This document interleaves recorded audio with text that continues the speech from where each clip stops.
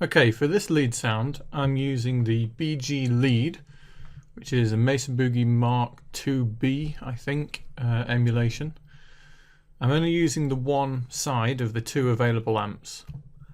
So let's go through the signal chain and we'll see exactly what I'm doing to get the sound.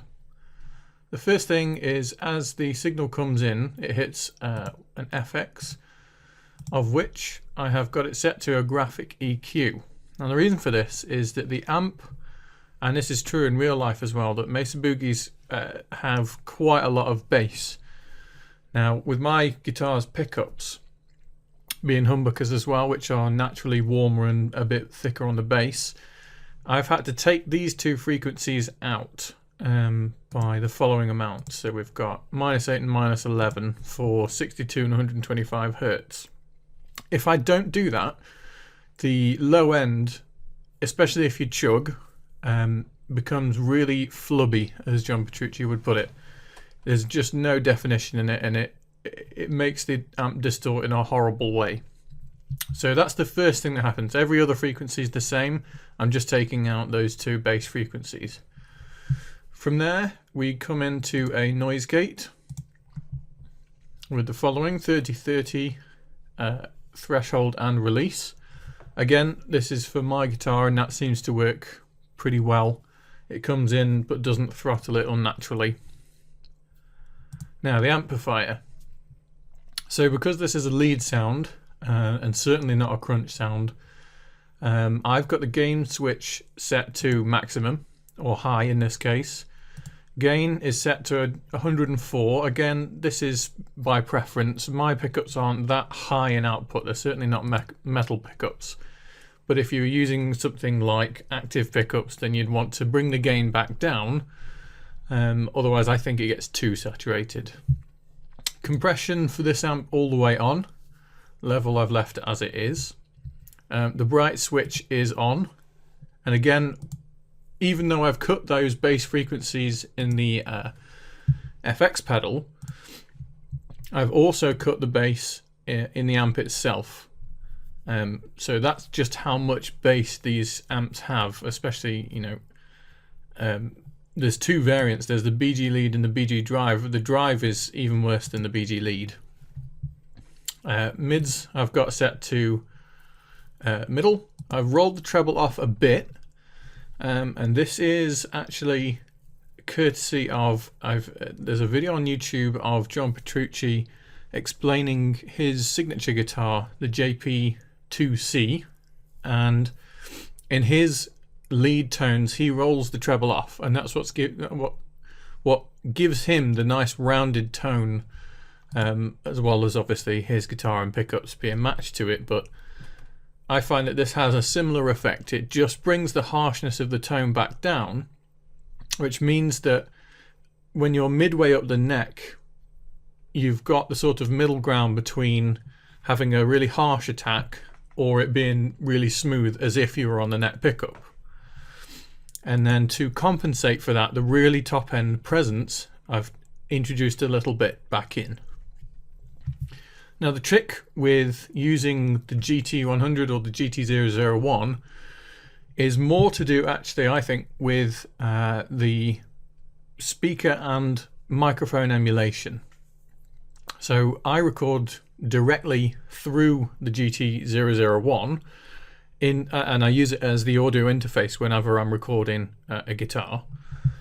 So let's go through those settings. I'll just show you the other tabs.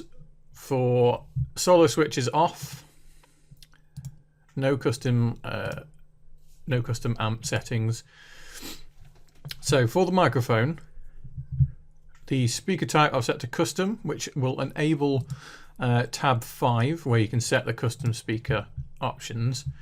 The microphone type I've got as dynamic 421. Now I think the SM57 again is too harsh whenever I've used it. The microphone distance is on, so that's,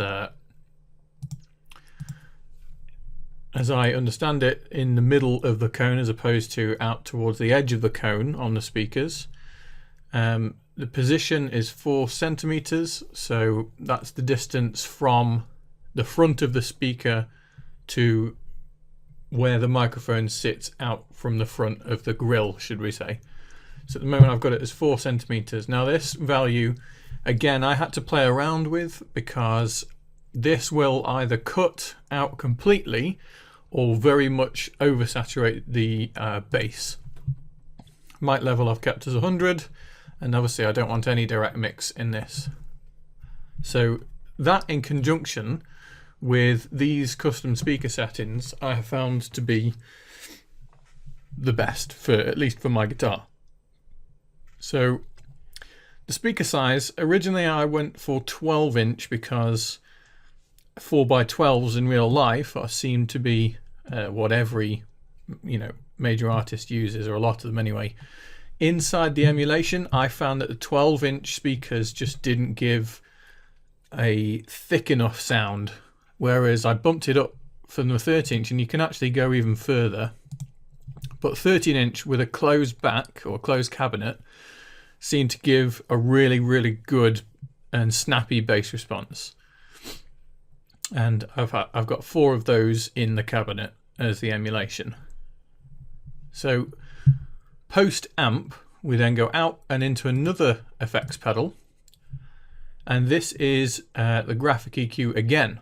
So we've got one before and one just after the amp. Now this one, if you've seen Mesa Boogie amps in real life, you'll know that at the end on the fascia or wherever on the head there is a graphical EQ with sliders. Now, it's not got as many sliders, and the values for minimum and maximum, attenuation or whatever is different, but the general principle is the same. So I've cut some of the mids and I've boosted some of the highs and the bass coming out of the amp. And this, again, this is pre it getting to your headphones. So this really, because it's also after the microphone and cab simulation, means that I'm kind of putting a loudness curve on it, almost.